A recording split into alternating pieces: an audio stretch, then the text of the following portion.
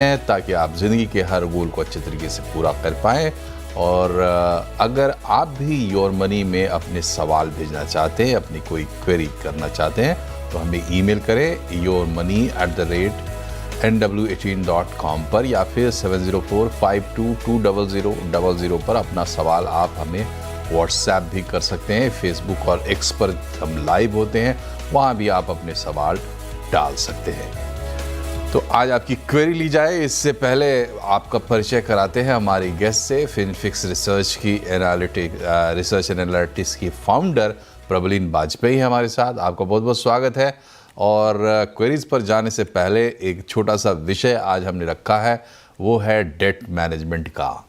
तो कर्ज, loan, date आज हमारी ज़िंदगी का एक अहम हिस्सा है। इसके फंडामेंटल्स समझना ज़रूरी है।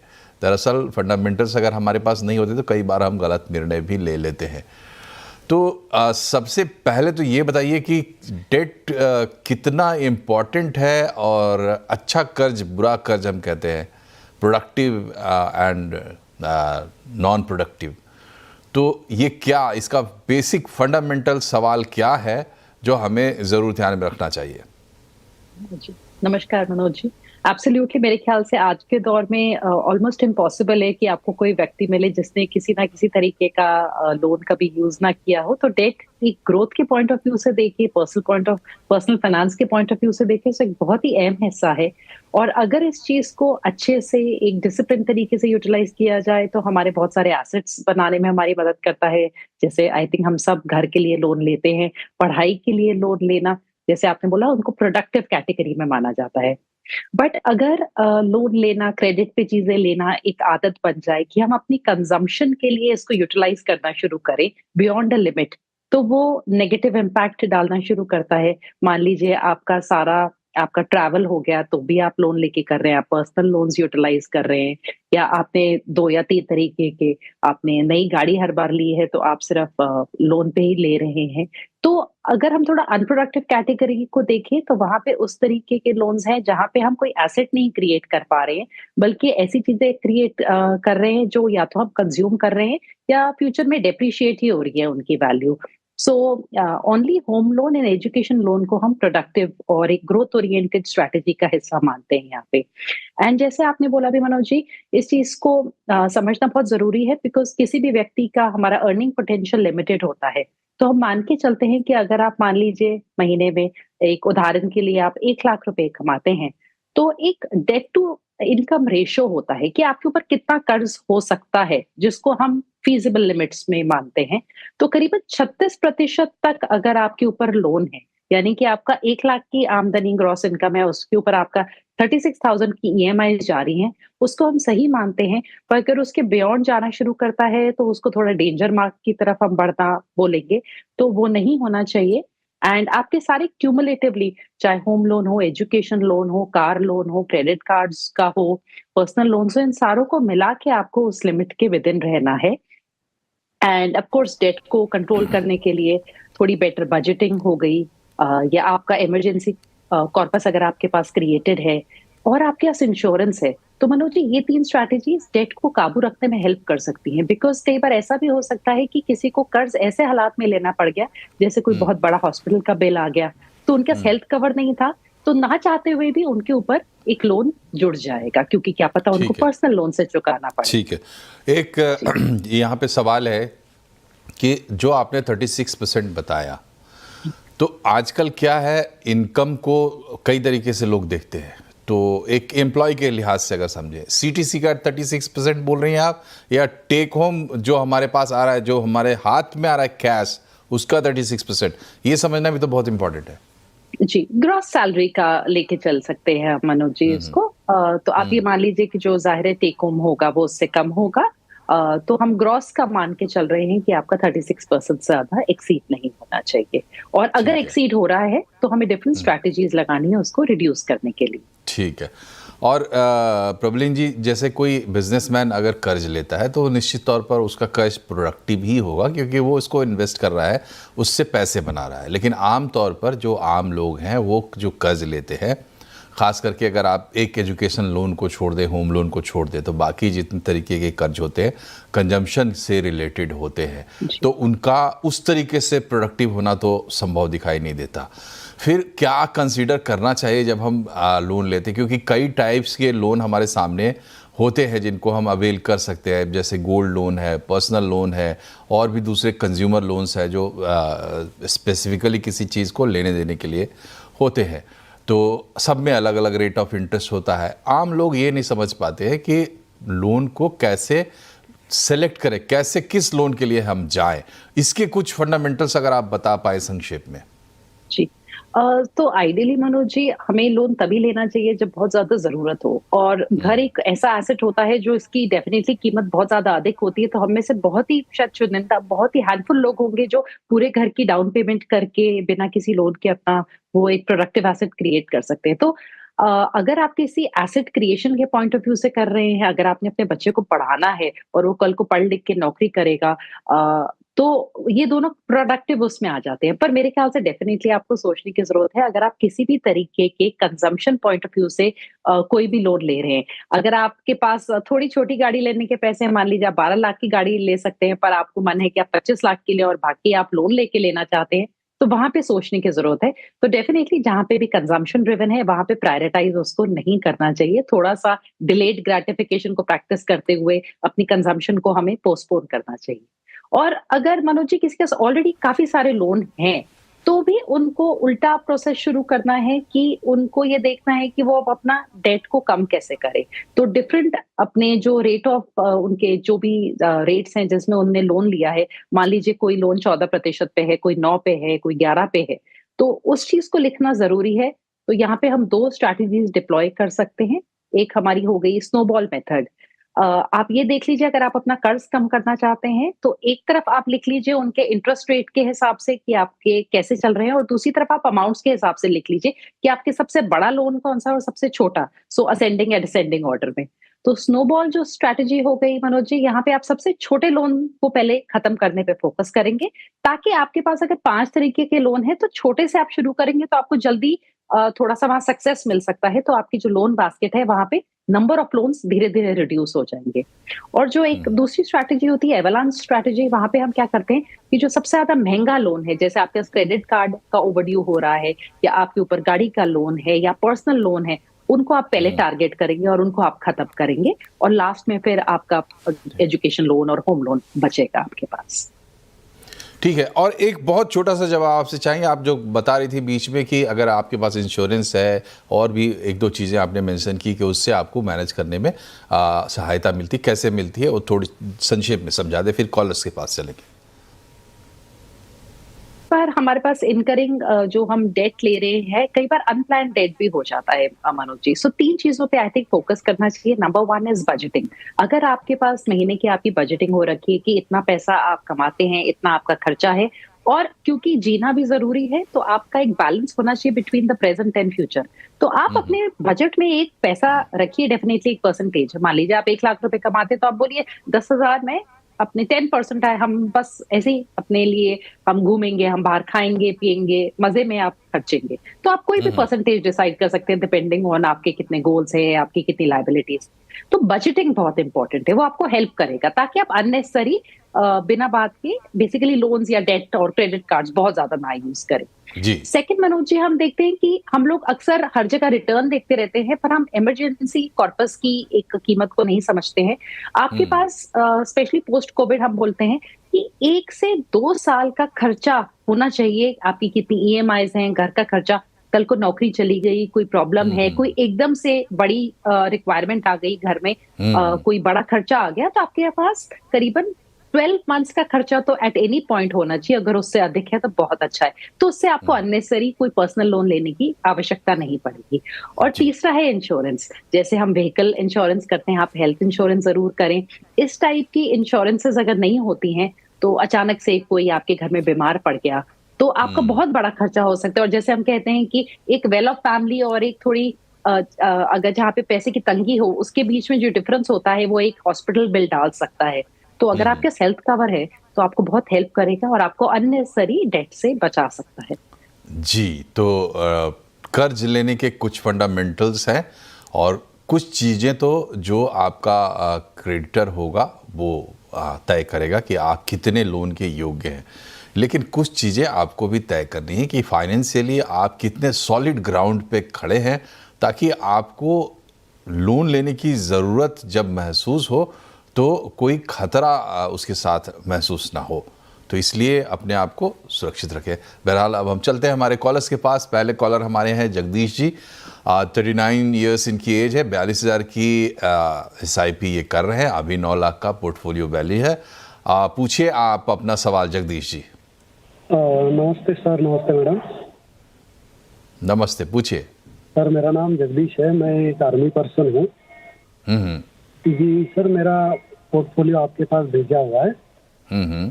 तो ये पोर्टफोलियो सही है या फिर इसमें कुछ रिव्यू करने की जरूरत है? और प्लस 8,000 की SIP मेरे को और करनी है, तो इसके लिए भी कोई फंड सजेस्ट करें सर। जी, तो पोर्टफोलियो रिव्यू करना है और 8,000 SIP बढ़ाने के लिए सजेशन देना है। प्रबलीन जी बताएं। ओके मनोज जी, मेरे को एक्चुअली इनका क्वेश्चन पूरा सुनाई नहीं दिया है, बट मेरे ख्याल से पोर्टफोलियो रिव्यू आप कह रहे हैं और ये कुछ थोड़ा अधिक 8,000 की SIP और ये बढ़ाना चाहते हैं। ओके। सो अभी 42,000 की इनकी SIP जा रही है, पोर्टफोलियो वैल्यू करीबन 9 से 10 लाख है। इनका जो 38% पैसा है वो सीधा अभी स्मॉल कैप्स में जा रहा है। सारी एक्टिवली मैनेज स्कीम्स हैं जगदीश जी की। ओवरऑल क्लीन पोर्टफोलियो है इनका। इनके पास कोई प्योर लार्ज कैप फंड नहीं है, पर क्योंकि इनके पास एक फ्लेक्सी कैप फंड है जो ज्यादा लार्ज कैप में ही पैसा डालता है और एक लार्ज मिड कैप फंड है, तो अभी के लिए हम इनके लार्ज कैप को अवॉइड भी कर सकते हैं। इनका पोर्टफोलियो ओवरऑल अगर ये इसी के साथ कंटिन्यू रखना चाहते हैं जगदीश जी, 2 सलाह होंगी। एक तो थोड़ा सा स्मॉल कैप्स में जो 38% का एक्सपोजर जा रहा है, या तो एक को कंटिन्यू कर लें दोनों में से, या फिर दोनों में थोड़ा थोड़ा एलोकेशन कम कर दें, सो दैट इनका overall small cap exposure slightly lesser हो जाए, बिकॉज हाई रिस्क पोर्टफोलियो है इनका। इसके अलावा अगर ये कुछ SIP ऐड करना चाहते हैं 8,000 की, तो मेरे ख्याल से क्योंकि इनके पास प्योर लार्ज कैप नहीं है, या तो वो इसके लिए जा सकते हैं, या फिर ये एक गोल्ड फंड ऐड कर सकते हैं, क्योंकि इनका 10 साल का होराइजन है और इनको डाइवर्सिफिकेशन मिल जाएगी। और SIP के माध्यम से जब हम गोल्ड में निवेश करते हैं, इर्रिस्पेक्टिव ऑफ द फैक्ट कि ऑलरेडी गोल्ड काफी बढ़ चुका है, मनोज जी, जिस टाइप के हम सिनारियो में हैं ग्लोबली, हम काफी ज्यादा जियोपॉलिटिकल सिचुएशंस को बिगड़ता देख रहे हैं। देयर इज एक तरीके का अनरेस्ट है। मेरे ख्याल से हल्का माइल्ड एक्सपोजर गोल्ड में इनको आगे चल के हेल्प ही करेगा, पर उसको SIP के माध्यम से ही करें। इस करंट पोर्टफोलियो के साथ ये करीबन 10 साल में 1.2 करोड़ रकम जो है वो जमा कर सकते हैं 12% के एक्सपेक्टेड रिटर्न्स पे। और अगर 10% का स्टेप अप करते हैं, ये ऑलरेडी अभी बढ़ा ही रहे हैं, तो ये करीबन 1.5 to 1.6 करोड़ की रकम जमा कर लेंगे। एंड वो पैसा जो है वो आज के करीबन 60 to 65,000 लाख के करीब होगा आज से 10 साल बाद। जी, तो जगदीश जी को जवाब मिल गया होगा। यहाँ हम एक छोटे से ब्रेक के लिए रुक रहे हैं और भी क्वेरीज लेंगे ब्रेक के बाद। बने रहिए हमारे साथ।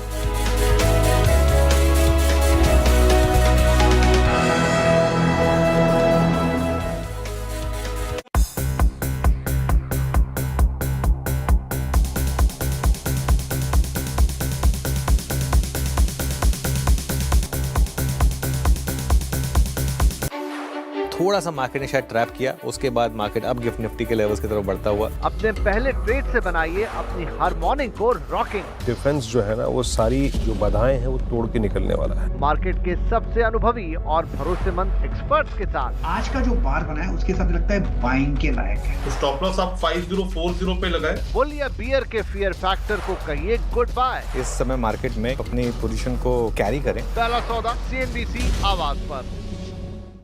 बाजार शुरू होने से पहले कीजिए मुनाफे की तैयारी। कच्चा तेल आज की सबसे बड़ी स्टोरी है, इसीलिए तीनों स्टॉक्स रडार पे। जानिए सेंसेक्स और निफ्टी की कैसी होगी चाल। हर गिरावट पर आप निफ्टी के ETF में बाइंग करें। अगर आपका view medium to long term है, बड़ा पैसा बनेगा। और कौन से स्टॉक्स आपको बनाएंगे मालामाल। ट्रेड लेना चाहिए, 3349 का स्टॉप लॉस लगा सकते हैं। फ्लैट खुले तो ही शॉर्ट करना है, वरना इसको छोड़ देना अगर गैप ना मिलता तो। मुनाफे की तैयारी सिर्फ CNBC आवाज पर। यहाँ शेयरों से जुड़े हर सवाल का मिलेगा जवाब। 583 पे होल्ड करें, ऐड करें। होल्ड करें इस पोजीशन को, 1170 का एक SL मेंटेन करें नीचे में। FNO में क्या पोजीशन लें, होल्ड करें या बेच दें। बैंक निफ्टी सिंस स्ट्रॉन्गर तो ट्रेड निफ्टी, ये एक स्ट्रैटेजी होनी चाहिए यार। स्टॉक से जुड़े आपके हर कंफ्यूजन का वन स्टॉप सोल्यूशन। दोनों ही इंडेक्सेस में कॉशियस रहने की सलाह।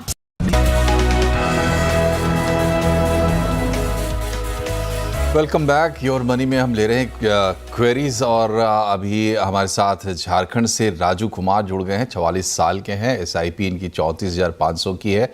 21 लाख का पोर्टफोलियो वैल्यू अभी है। 16 साल में 3 करोड़ का लक्ष्य इनका रखा है। और ये कुछ सवाल है इनके बारे में। राजू जी क्या सवाल है, आप पूछिए।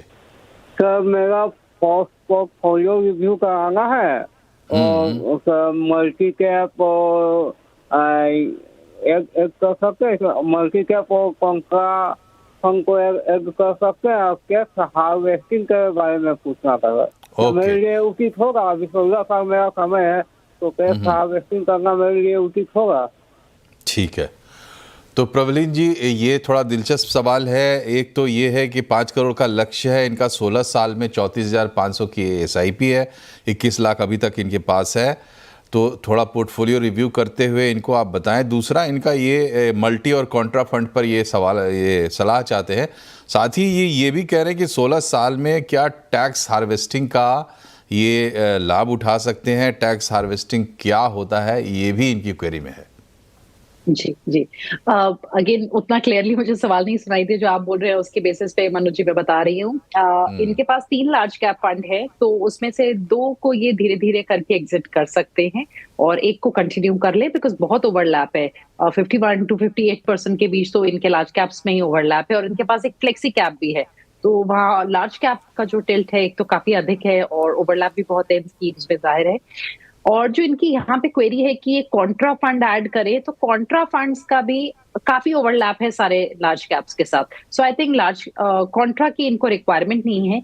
ये multi cap fund Manoj ji add कर सकते हैं, पर मल्टी कैप में भी थोड़ा सा देखना पड़ेगा कि कौन से फंड हाउस का। तो मेरी सलाह होगी कोटक और SBI देख सकते हैं, उनका ओवरलैप थोड़ा कम होगा। सो फॉर एग्जाम्पल इनके SBI का ब्लू चिप है, तो ग्रेजुअली वो उससे मूव करके मल्टी कैप में जा सकते हैं, या फिर धीरे धीरे एग्जिट करके ये कोटक का मल्टी कैप ऐड कर सकते हैं। तो इन दोनों का ओवरलैप थोड़ा कम है। गोल्ड ऐड किया जा सकता है अगेन इनके पोर्टफोलियो में, छोटा allocation for the long time period.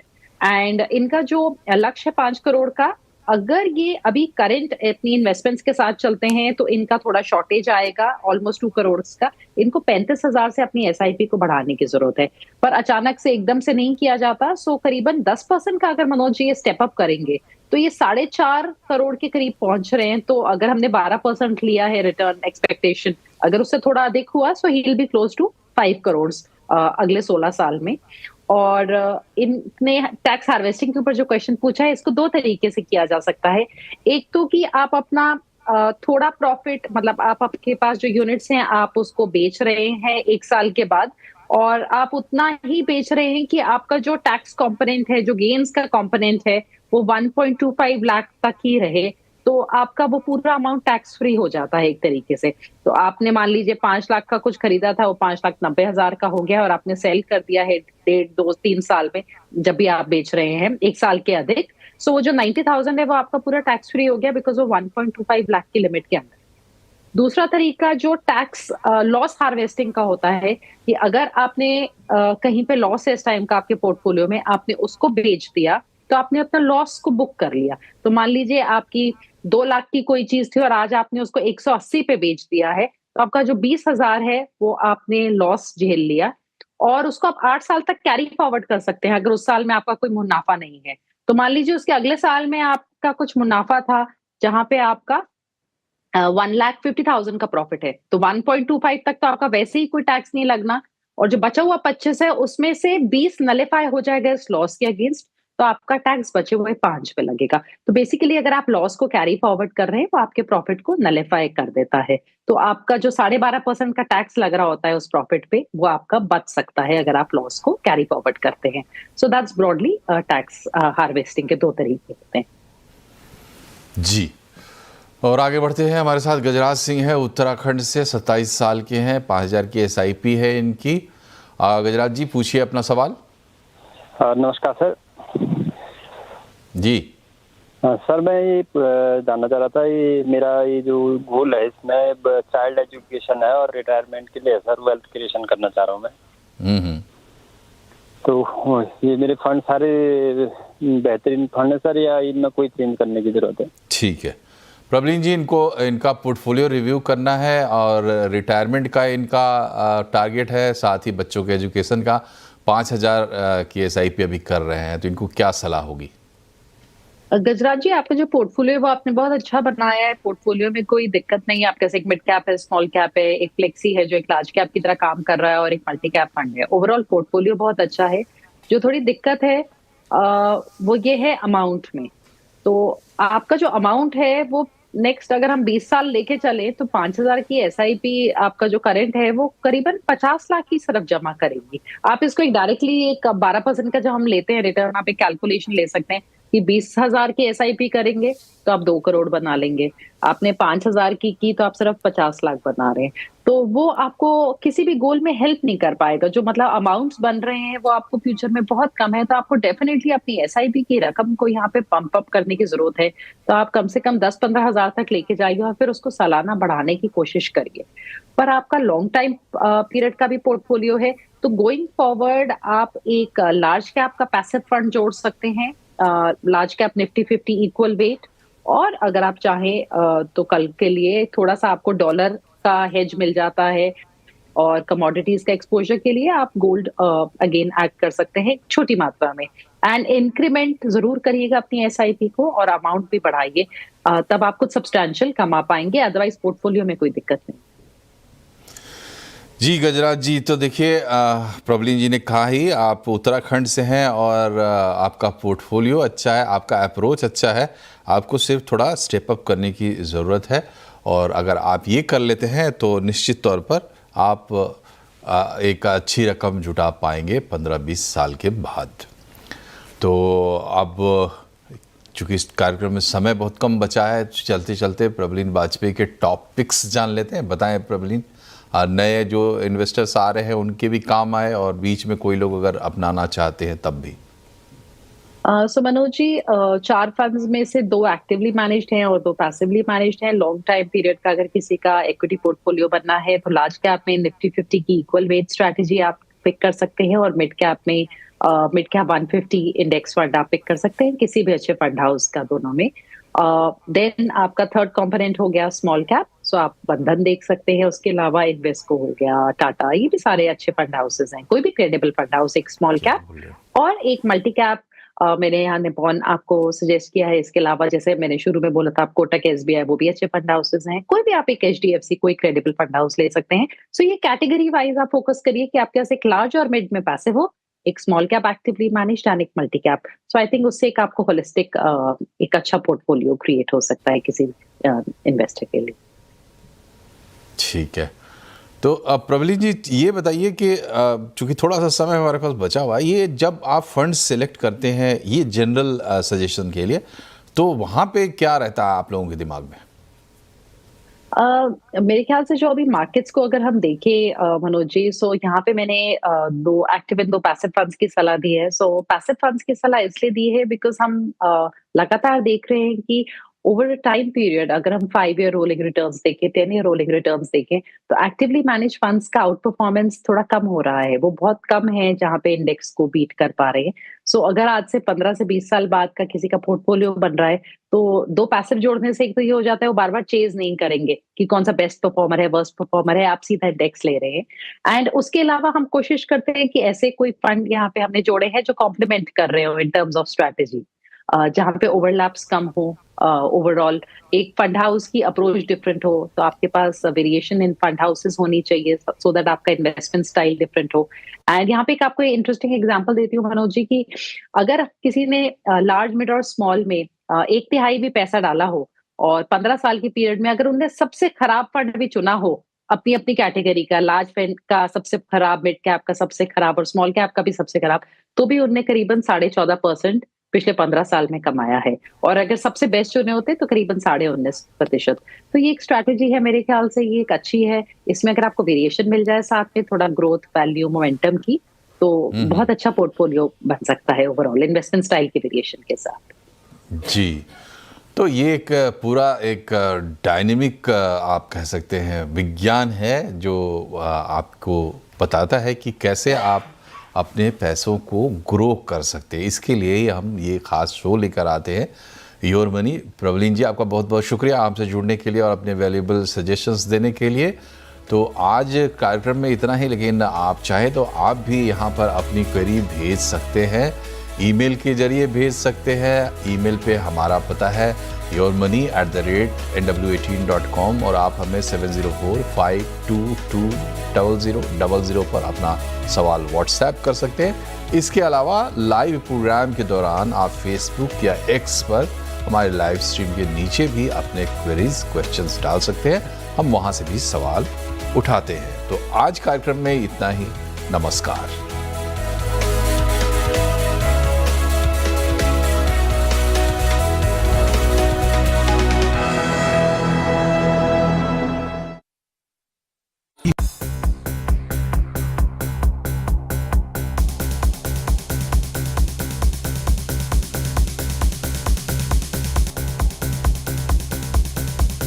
पान बहार ये सिर्फ एक ब्लेंड ही नहीं, एक सीक्रेट है मास्टर ब्लेंडर का, बेहतरीन इंग्रेडिएंट्स का। पान बहार, पहचान कामयाबी की। यहाँ शेयरों से जुड़े हर सवाल का मिलेगा जवाब। 583 पे होल्ड करें, ऐड करें। होल्ड करें इस पोजीशन को, 1170 का एकएसएल मेंटेन करें नीचे में। एफएनओ में क्या पोजीशन लें, होल्ड करें या बेच दें। बैंक निफ्टी सिंस स्ट्रॉन्गर तो ट्रेड निफ्टी, ये एक स्ट्रैटेजी होनी चाहिए आज। स्टॉक से जुड़े आपके हर कंफ्यूजन का वन स्टॉप सोल्यूशन। दोनों ही इंडेक्सेस में कॉशियस रहने की सलाह, आपको बचना चाहिए कोई भी ट्रेड से। देखिए ट्रेडर्स हॉटलाइन सिर्फ CNBC आवाज पर। मार्केट के आखिरी 1.5 घंटे का सारा एक्शन। ओवरनाइट पोजीशन कोई भी कैरी करें तो हेज जरूर करें अपने आप को। हेज करना इस मार्केट में बहुत जरूरी है। क्लोजिंग बेल बजने से पहले कीजिए जबरदस्त कमाई। शुरुआत तेजी के ट्रेंडिंग स्टॉक के साथ होगी। आज इसने 20 डे से रिवर्सल किया, जाने माने एक्सपर्ट्स के साथ। आवली चार्ट्स और मोमेंटम को देखते हुए यहाँ पे पोजीशन बनाई जा सकती है। तो बाय एंड एक्यूमुलेट की ही सलाह है इस स्टॉक पे। देखिए कमाई का अड्डा। 10 के दमदार ट्रेड्स में आपका स्वागत है। हर रोज 10 बजे रहिए एक धमाकेदार शो के लिए तैयार। अगर मार्केट को आप रिस्पेक्ट नहीं करेंगे ना तो फिर आप मिजरेबल फील करेंगे। कोई सस्टेन्ड बुल मार्केट नहीं है यहाँ पे। मार्केट के मास्टर्स देंगे दमदार ट्रेडिंग आइडिया। मुझे लग रहा है यहाँ पर लॉन्ग पोजीशन सबको ऐड करनी चाहिए। कमोडिटी में बहुत अच्छा ट्रैक्शन देखने को मिल रहा है, जो बनाएंगे हर रोज आपकी कमाई की picture superhit. Stock specific move बेहद ही शार्प और उसमें से 50, 60, 70% हमने सुबह कैप्चर भी किया। देखिए 10 के दमदार ट्रेड सिर्फ CNBC आवाज पर। थोड़ा सा मार्केट ने शायद ट्रैप किया, उसके बाद मार्केट अब गिफ्ट निफ्टी के लेवल्स की तरफ बढ़ता हुआ। अपने पहले ट्रेड से बनाइए अपनी हर मॉर्निंग को रॉकिंग। डिफेंस जो है ना, वो सारी जो बाधाएं हैं वो तोड़ के निकलने वाला है। मार्केट के सबसे अनुभवी और भरोसेमंद एक्सपर्ट्स के साथ। आज का जो बार बना है उसके साथ लगता है बाइंग के लायक है। तो स्टॉप लॉस आप 5040 पे लगाए। बुल या बियर के फियर फैक्टर को कहिए गुड बाय। इस समय मार्केट में अपनी पोजीशन को कैरी करें। पहला सौदा CNBC आवाज पर। बाजार शुरू होने से पहले कीजिए मुनाफे की तैयारी। कच्चा तेल आज की सबसे बड़ी स्टोरी है, इसीलिए तीनों स्टॉक्स रडार पे। जानिए सेंसेक्स और निफ्टी की कैसी होगी चाल। हर गिरावट पर आप निफ्टी के ETF में बाइंग करें। अगर आपका view medium to long term है, बड़ा पैसा बनेगा। और कौन से स्टॉक्स आपको बनाएंगे मालामाल।